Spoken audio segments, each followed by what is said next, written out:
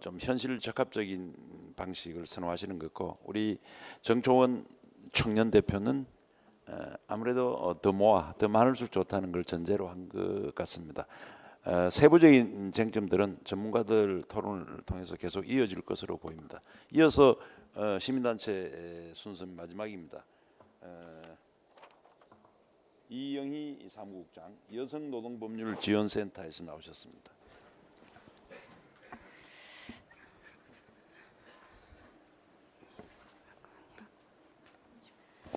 네, 여성노동법률지원센터 사무국장 이영입니다.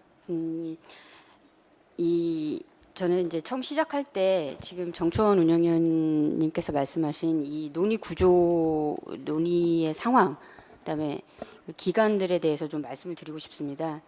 지금 이 최저임금은 매우 중요한 사회적인 이슈고, 그리고 지금 여기에 이렇게 청년, 여성, 뭐 고령자 이렇게 와 계신데, 사실은 다른 분들은 모르겠지만 저는 여성을 대표하지 않습니다. 근데 이런 논의 구조가 지금 쭉 되어왔던 것들을 보아도 굉장히 전문가 중심으로 돌아가고 있다. 근데 이 전문가 분들이 뭔가 안을 내서 그것에 이제 논의의 기초를 제공하는 것은 중요하지만, 사실 최저임금이라는 것은 전문가들이 하는 것보다는 이 말 그대로 이 사회적인 타협, 그리고 상황을 고려하고 당사자들을 고려한 그리고 목적에 맞는, 최저임금법의 목적에 맞게 노동자의 생계를 어떤 식으로 보장할 수 있는지에 관해서 당사자들의 의견을 훨씬 더 많이 들어야 된다고 생각을 합니다. 그래서 오늘 이 제목은 대토론 회의인데 과연 이제 그러한 것들에 맞게 지금 진행이 되고 있는지에 대해서 좀 의문을 가지고 있고요. 저는 간단하게 하겠습니다. 첫 번째는 그 결정 기준에서 기업 지불 능력, 뭐 여러 가지 앞서 말씀해 주셨는데요. 기업 지불 능력이라는 것은 기본적으로 굉장히 객관적이고 구체적이기가 어렵습니다. 근데 이것을 결정의 기준으로 넣는다라고 하면 혼란만 야기할 것이 분명하다. 이거는 이제 정치적인 수사가 될 수밖에 없거든요. 그러니까 기업의 지불 능력이라는 것은 이 일개 기업이나 업종에서는 그 임금 교섭을 할 때에는 굉장히 중요한 요소가 될 수 있지만, 이거는 전 국민에게 적용이 되는 최저임금을 결정하는 데 있어서 기업의 지불 능력이라는 건 그러면 어떤 업종에 어떤 기업의 어떤 지불 능력을 말하는 것이냐라고 했을 때에는 굉장히 그 객관적이고 구체적인 근거도 없이 마치 객관적인 것인양 하면서 최저임금을 낮추는 효과, 그리고 그것에 대한 이 논란, 정치적인 논란을 불러일으킬 수사로 활용될 가능성이 매우 높은데, 이러한 단점에도 불구하고 법률에 명시한다라는 건 굉장히 부작용이 심할 것이다라고 해서 굉장히 반대하고요.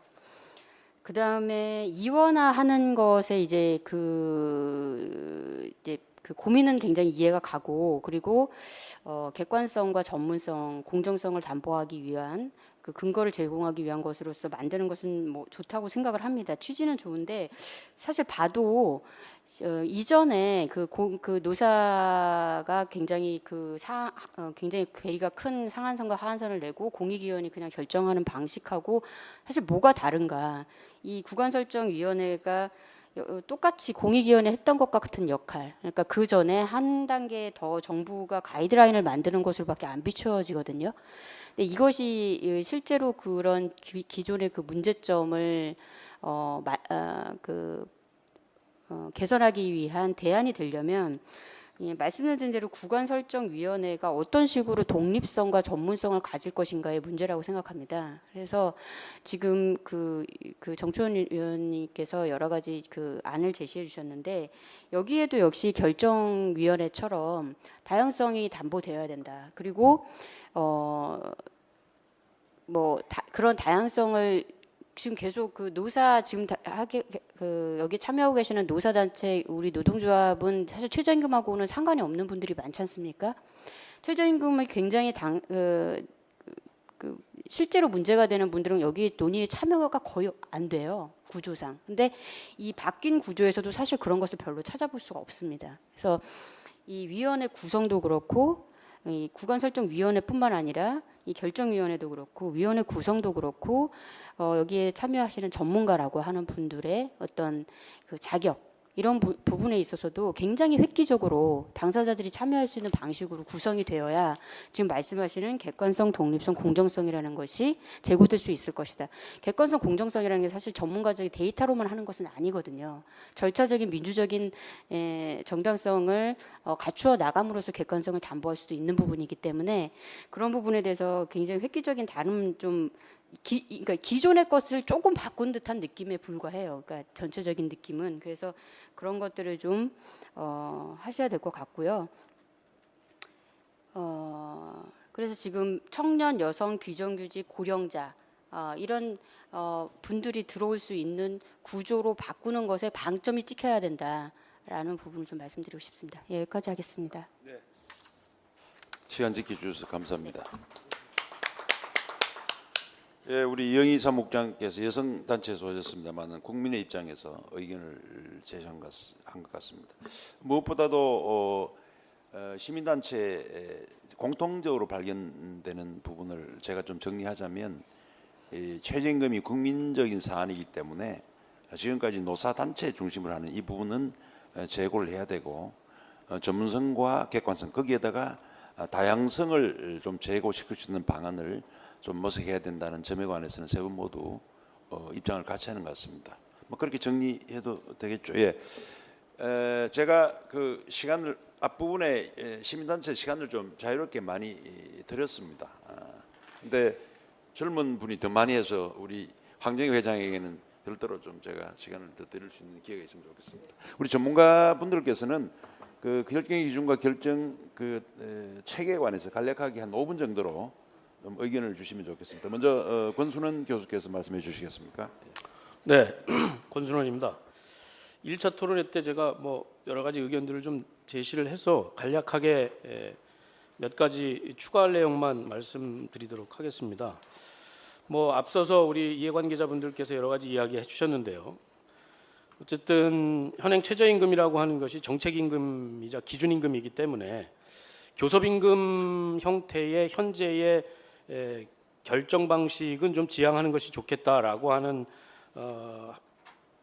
그 생각이고요. 그런 차원에서 보면 이번에 정부 안으로 제시한 그 결정 체계의 이원화 방안 이런 것들은 어느 정도 그 동안에 나타났던 그 교섭임금의 구조를 해결하기 위한 방법으로서의 의미를 가질 수 있다라고 하는 말씀을 드릴 수 있겠고, 다만 이제 그간에 나타났던 문제들을 현재의 결정구조 개편을 통해서 해결할 수 있느냐라고 하는 것은 좀 변론으로 고려를 해야 된다라고 하는 말씀을 드릴 수가 있겠고요. 그래서 문제를 해결하기 위해서는 지금 이제 결정 기준, 구간설정위원회, 결정위원회의 이 삼각의 제도들을 좀 유기적으로 연계할 필요가 있다. 각각 개별적으로 움직이게 하면 그것 자체가 초래하는 중증적 혼란이 현재보다 더 가중될 수 있다라고 하는 위험이 좀 있을 수 있다고 보고요. 따라서 결정 기준은 좀 단순화할 필요가 있다. 지금 이제 정부 안에 따르면 생활보장, 고용경제 상황 이런 것들을 추가해서 몇 가지 변수들을 추가해가지고 하는 것으로 대안 제시가 있는데, 특히 이제 여러 군데서 논의가 됐다시피 지불 능력이라고 하는 것은 우리 최저임금법은 근로기준법과 다르게 1인 이상 사용하는 모든 업체에 적용되기 때문에 사실상 전체 근로자들을 대상으로 해서 아주 그 영세 자영업자부터 대기업 근로자까지 전부 적용 대상으로 하기 때문에 이 지불 능력을 표준화하기가 상당히 어렵다. 그래서 사실은 정치적 논란을 수반할 수 있는 이와 같은 이 기준들을 포함하는 방식보다는 오히려 단순화하는 것들이 필요하겠다. 그래서 제가 생각한 거는 물가 인상률하고 경제 성장률하고 물가 인상률, 그 다음에 이제 추가해서 소득 분배 개선 영역들을 한 크게 세 가지 범주로 보고, 하나는 이제 우리 변수들 고려해야 할 변수들을 이게 일종의 이제 기본 베리어블이죠. 그래서 그 확정 변수라고 할까요? 그것은 경제 성장률하고 물가 인상률로 정해지기 때문에 그것은 주어진 것으로 보고, 이것은 따로 논의할 필요가 없기 때문에 주어진 변수로 보고, 그 다음에 소득 분배 개선분이나 또는 이제 이 사회보장성 이전 소득 문제 이런 것들을 중심으로 해서 정책적 차원에서 고려하는 정책 변수들, 이것을 중심적으로 좀 논의하는 대상으로 삼아서 유사 공식화할 수 있는 방안들을 모색하는 것이 필요하다. 따라서 구간설정위원회의 경우에 그 변수들을 펼쳐놓고 논의하기보다는 정책적 차원에서 고려해야 하는 요 변수들을 중심으로 구간설정위원회 논의를 집중하는 것이 현재 나타나고 있는 문제들을 좀 해결할 수 있겠다라는 생각이 들고요. 그 다음에 그 결정구조 개편과 관련해서는 구간설정위원회라고 하는 것은 지난번에도 말씀드렸다시피 이제 이게 또 다시 옥상옥 기구로 이 현재의 모습을 재생산하지 않기 위해서는 이제 대리인 문제라고 하는 것을 극복을 해야 되는데 지금 정부가 제시한 안은 현재의 대리인 문제들을 해결하기가 쉽지 않다. 지난번 1차 토론회 때 이제 그 전문가들을 모아놓으면 자기 해법들을 스스로 마련한다라고 이제 말씀을 했었고 최저임금위원회 그 동안에 우리 TF 논의에서도 그와 같은 결과들이 일부 나타났었는데, 근데 이제 문제는 뭐냐면 굉장히 중요한 의사결정을 할 때는 전문가들이라고 하더라도 굉장히 그 위험 회피적 성향들을 보이는 경향들이 강합니다. 당사자들도 마찬가지고요. 그래서 사실상 노사 추천에 의한 방식을 가지고는 현행 문제들을 해결하기 어려워서 저는 정부가 추천해라. 그리고 정부가 책임을 져라.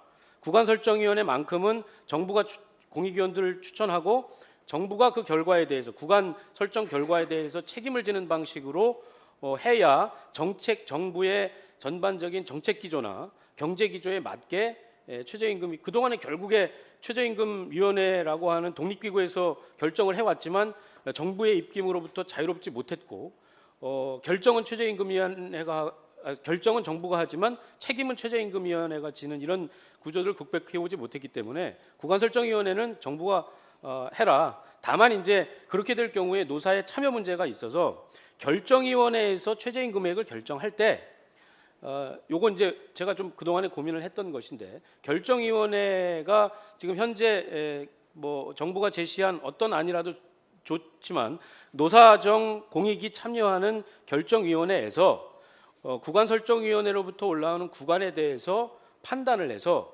그 구간설정위원회에 설정된 구간이 이건 받아들일 수 없다라고 결정위원회에서 위원들이 동의하는 경우에 뭐 의사결정 정적수는 제 판단으로는 한 3분의 2 정도의 동의를 얻으면 재논의를 회부할 수 있는 권한을 결정위원회에다 주고 그래서 결정위원회에서 구간설정위원회 논의 결과를 재심의하도록 회부할 수 있는 권한을 주되 그렇다고 해가지고 매번 또 그와 같은 이 순환적 반복을 하기는 어려우니까 좀 의사정적수를 적어도 한 3분의 2 정도의 결정위원회 위원들이 동의하는 경우에 결정위원회에다가 재심의 요청을 할 수 있는 권한을 부여하게 되면 결정위원회의 독립성도 독립성이라기보다는 노사 이해관계자로부터 독립해서 대리인 문제를 극복할 수 있고 또 결정위원회에서 재심의 권한을 부여할 수 있기 때문에 노사가 참여해서 그 구간에 대해서 다시 한번 논의할 수 있는 권한을 부여한다고 하는 차원에서 지금 나타나고 있는 문제들을 효율적으로 극복할 수 있는 방안이 될 수 있습니다.